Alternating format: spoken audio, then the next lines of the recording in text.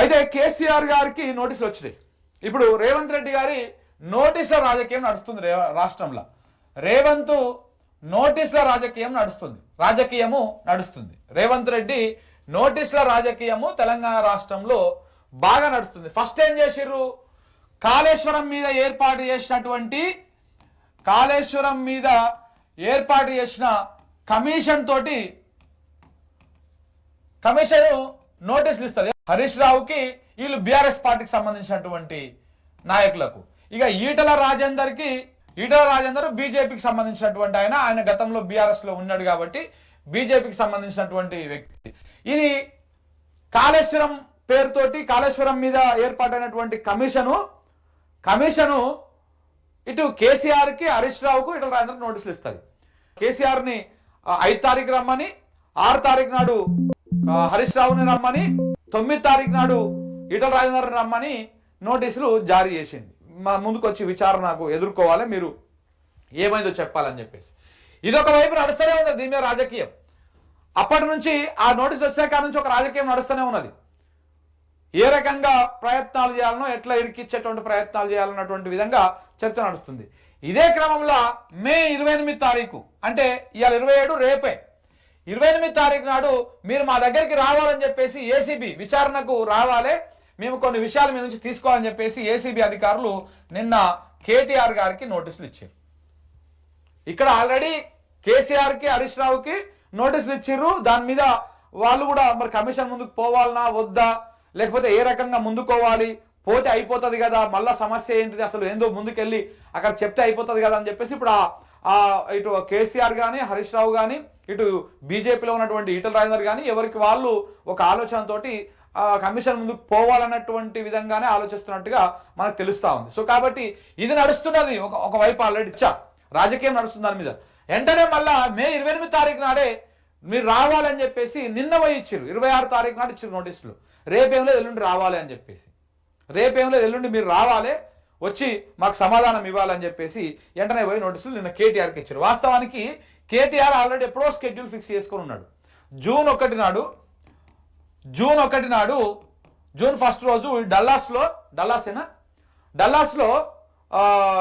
వాళ్ళ బీఆర్ఎస్ పార్టీకి సంబంధించినటువంటి రజతోత్సవ కార్యక్రమాన్ని అక్కడ ఏర్పాటు చేసుకున్నారు. ఎన్ఆర్ఐ బీఆర్ఎస్ వింగ్ ఏదైతే ఉందో వాళ్ళందరూ కలిసి అక్కడ ఒకటి భారీ ఎత్తున ఒక బహిరంగ సభ, అక్కడ ఉన్నటువంటి వాళ్ళందరూ తెలంగాణ వాదులు కానీ తెలంగాణ ప్రేమికులు కానీ బీఆర్ఎస్ పార్టీకి సంబంధించినటువంటి వాళ్ళందరూ కలిసి అక్కడ ఒక సభను ఏర్పాటు చేసుకున్నారు. ఆ సభకి ఈయన చీఫ్ గెస్ట్ గా పోతా ఉన్నారు కేటీఆర్ గారు. దాదాపు ఆ షెడ్యూల్ ఫిక్స్ అయ్యి కూడా అటు ఇటు ఒక 4 రోజులుగా అవస్థా ఉన్నది. ఎప్పుడు 1 తారీఖు నాడు పోయేది. అక్కడ పోదని తెలిసే ఉన్న పరంగా పోయి కేటీఆర్ కు నోటీసులు ఇచ్చారు. ఒకవైపు ఇట కేసీఆర్ కు హరీష్ రావుకు నోటీసులు ఇచ్చి వ్యవహారంలో వీళ్ళని ఏదో ఒక రకంగా ఇరికించాలన్నటువంటి ప్రయత్నము. ఇదేమో ఫార్ములా ఈ రేసు. ఈ ఫార్ములా ఈ రేసు ఉన్నది కదా, ఈ రేసు వ్యవహారంలో మళ్ళొకసారి నోటీసులు ఇచ్చారు. ఇప్పటికే కేటీఆర్ గారు ఈ విచారణ ఎదుర్కొన్నారు. జనవరి 9 తారీఖు నాడు పోయిన ఈ సంవత్సరం ఫస్ట్ నెలలో జనవరి 9 తారీఖు నాడు ఏసీబీ విచారణ ఎదుర్కొన్నాడు. ఆల్రెడీ 4-5 గంటలు ఆయన విచారించి అడిగిన ప్రశ్నలే అడిగి కిందిది మీది కిందికి అడిగి ఒక ఉద్రిక్త వాతావరణాన్ని నెలకొల్పారు. ఆ రోజు మీడియా హంగామా, ఆర్భాటము, ఆతృత, ఆసక్తి ఇవన్నీ చూడాలి మనం. చాలా అద్భుతంగా ఉంటుంది. ఆ కేటీఆర్ అరెస్ట్ అని చెప్పేసి కొన్ని ఛానళ్ళు అయితే పొద్దున్న సాయంత్రం దాకా రాసేస్తాయి. పోగానే అరెస్ట్ చేసేసిరని క్వశ్చన్ మార్కులు పెట్టేసి నడిపించేసినాయి. ఏ క్షణమైన అరెస్టు, ఏ క్షణమైన ఆయనను రిమాండ్కి తరలించవచ్చు అని చెప్పేసి ఇట్లాంటివన్నీ రాసి అడావుడి చేసిర్రు. కానీ ఆయన ఆ విచారణలో ఆ అధికారులు అన్న ప్రతి ప్రశ్నకు సమాధానం చెప్పిన తర్వాత బయటకు లేదు. ఎందుకంటే ఆ కేసులో పెద్ద బలంగా లేదు. ఫార్ములా ఈ రేస్ అనేటువంటి కేసు 55 కోట్లకు సంబంధించినటువంటి వ్యవహారం. 55 కోట్లకు సంబంధించినటువంటి వ్యవహారం. ఇందులో పెద్దగా అవినీతి కానీ ఏం లేదు. ఒక కక్షపూరితమైనటువంటి వాతావరణంలో రాజకీయం కోసము నడుస్తున్నటువంటి దాని లెక్కనే అది కనబడతా ఉన్నది. సో అంతకు మించి ఇంకొకటి ఏమి లేదు. పెద్దగా వీళ్ళేదో కోరికలు విగదాన ప్రయత్నం చేస్తూ ఉన్నారు. కానీ ఈ 55 కోట్లకు సంబంధించిన కేసుని కోర్టులలో సవాల్ చేయడం కోసం, కోర్టులలో దీన్ని ప్రభుత్వం తరఫున వాదించడం కోసము మొత్తం అక్కడి నుంచి ఇక్కడ దాకా, హైకోర్టు నుంచి సుప్రీంకోర్టు దాకా కోర్టులలోనే దాదాపు 100 కోట్లకు పైగా దగ్గర ఖర్చు పెట్టినట్టుగా తెలుస్తా ఉన్నది. 55 కోట్లకు సంబంధించినటువంటి వ్యవహారాన్ని అటు ఇటుగా మొత్తము 50-60 కోట్లు వ్యవహారాన్ని 100 కోట్ల దాకా ఖర్చు చేస్తూ ఉంది ప్రభుత్వం. ఈ రకంగా చేస్తూ ఉన్నది. ఏదైనా చేసి కేటీఆర్ ఇరికేయాలన్నటువంటి ప్రయత్నంలో భాగంగా ఈ వ్యవహారం అంతా నడుస్తుంది.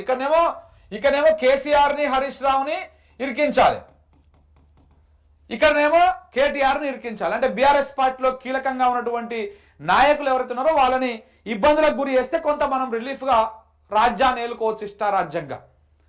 ఈ రకంగా ప్రయత్నాలు చేస్తూ ఉన్నారు. మరి ఈ నోటీసులకు ఆల్రెడీ కేటీఆర్ కూడా దానికి సమాధానం చెప్పారు. ఎవరైతే నోటీసులు తీసుకొని వచ్చారో అధికారులు వాళ్ళకి వెంటనే ఈయన కూడా ఒక లేఖ ఇచ్చిండు. అయ్యా బాబు, నాకు చట్టం మీద వాటి మీద గౌరవం ఉన్నది, తప్పకుండా నేను మీ విచారణకు హాజరైతా, మీ విచారణకు వస్తా.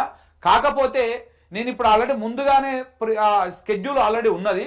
ఆ స్కెడ్యూల్ నేపథ్యంలో మీరు ఇప్పుడు తీసుకొచ్చిర్రు. నేను రేపే పోతున్నా అమెరికాకు కానీ ఇంగ్లాండ్కి కానీ రేపే వెళ్తున్నాము. మాకు సంబంధించినటువంటి కార్యక్రమాలు ముందుగా స్కెడ్యూల్ ఫిక్స్ అయింది. కాబట్టి తదుపరి డేట్ ఇవ్వండి, నేను తప్పకుండా వస్తా. నేను అక్కడ నుంచి వెళ్ళి రాగానే మీరు ఒక డేట్ ఇవ్వండి, తప్పకుండా నేను వస్తా అని చెప్పేసి కూడా చెప్పడం జరిగింది. దానికి మరి అధికారులు అయితే ఆ లేఖను తీసుకున్నారు. మరి వాళ్ళ అధికారుల నుంచి ఎలాంటి స్పందన కానీ, మరి వాళ్ళు ఇంకొక డేట్ ఫిక్స్ చేయడం కానీ ఇలాంటివి ఏం లేదు. మళ్ళీ వచ్చినాక మరి ఇస్తారా, లేకపోతే విచారణకు సహకరించలేదని చెప్పేసి దీన్ని సాకుగా చూపించుకొని అరెస్టులు చేసేటువంటి ప్రయత్నాలు ఏమైనా చేస్తుందా ఏసీబీ, రాష్ట్ర ప్రభుత్వం అనేది కూడా చూడాల్సినటువంటి అవసరం ఉంది.